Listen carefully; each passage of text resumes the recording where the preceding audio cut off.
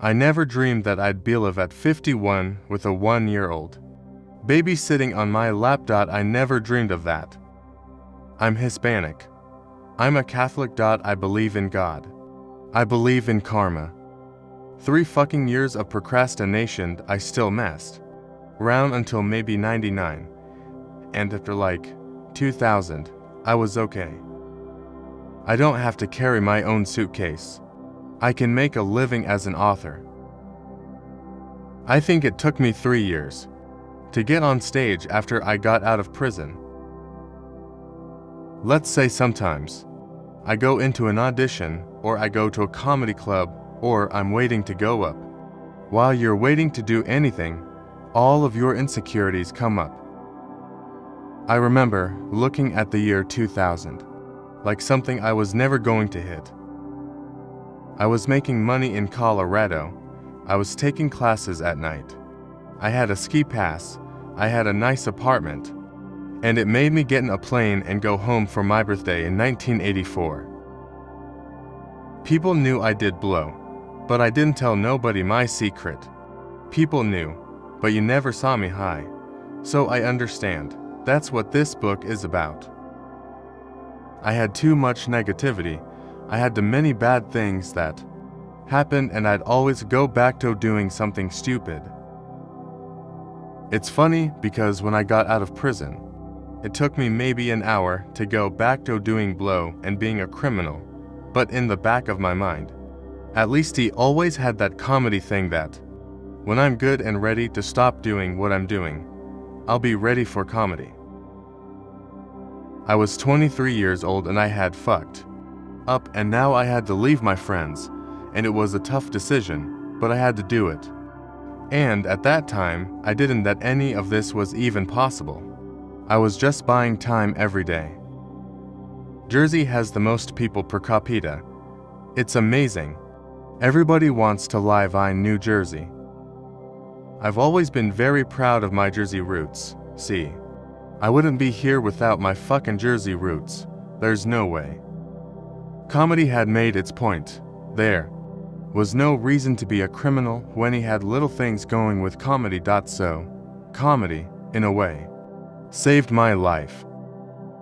I had too many bad things that happened, and I'd always go back to doing something stupid.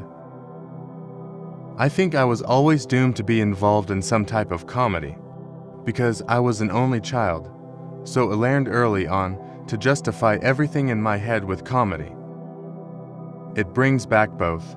As soon as I land in Newark and I'm coming up Route 3, I just start thinking about everything that happened in New Jersey from me growing up, and it's both good and bad.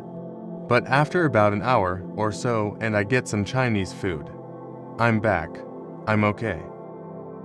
You start thinking about all these insecurities. Then I realized, you know what? I'm from fucking New Jersey. I just showed up at the Comedy Store. You keep showing up. And you keep showing up. And eventually, somebody notices. If I see an audition for a show or a movie, I'll send a tape in. I attack it. The whole time, I'm booking comedy. So no matter what, I always got that coming in.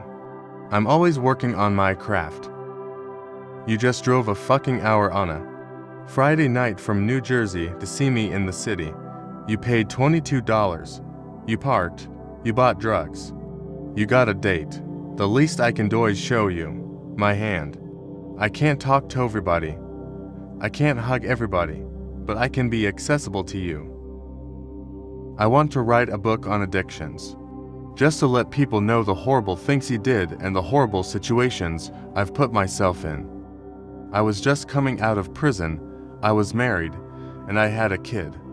And I didn't know what to do, so I tried stand-up.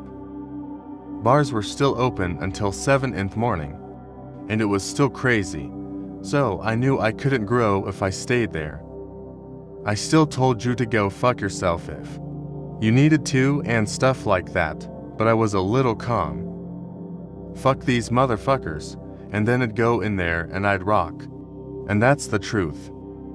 Jersey's amazing. Why? Because everybody always wants to be from New York. So, we always had to work harder.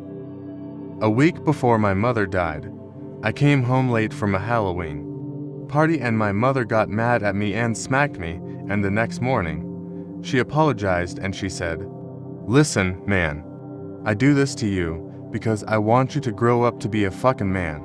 And a week later, she died. This guy baptized me in a church, and I fucked him over, and I remember he said, "The next time I see you, I'm going to shoot you." And he pulled away on motorcycle and I got on the bus. I lived in my car in Hollywood for a year, and then it got towed. My apartment got towed. How does that happen? If you go on Wikipedia and look at all people from Jersey, your jaw will fucking drop. I'm also gonna do an audiobook turning that into an audiobook. It's funny. I went to Colorado at 19 and I miss New Jersey. I miss my friends so much. I didn't want to leave North Bergen, but I knew that for me to grow as a human being and for me too. Ford, Suzuki, Subaru, all those cars are good. Subaru went the extra mile. They give you free service now, because it's not about the product anymore. It's about customer service and what you wrap around it. This is my whole life, New Jersey. People die millionaires. All your life, you're gonna stress money.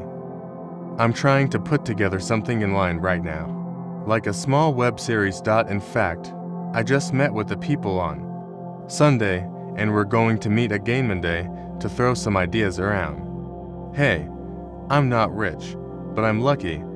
I get to do what I want to do. That's not an easy thing to do in this country.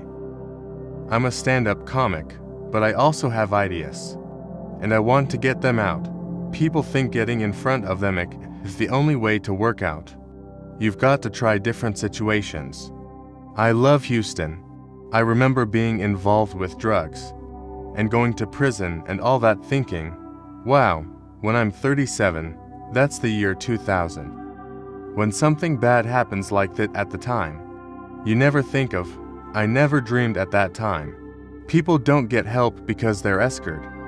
But after I did that podcast on addictions last week, I really saw how many emails I got and how many people that I had never met confessed to me.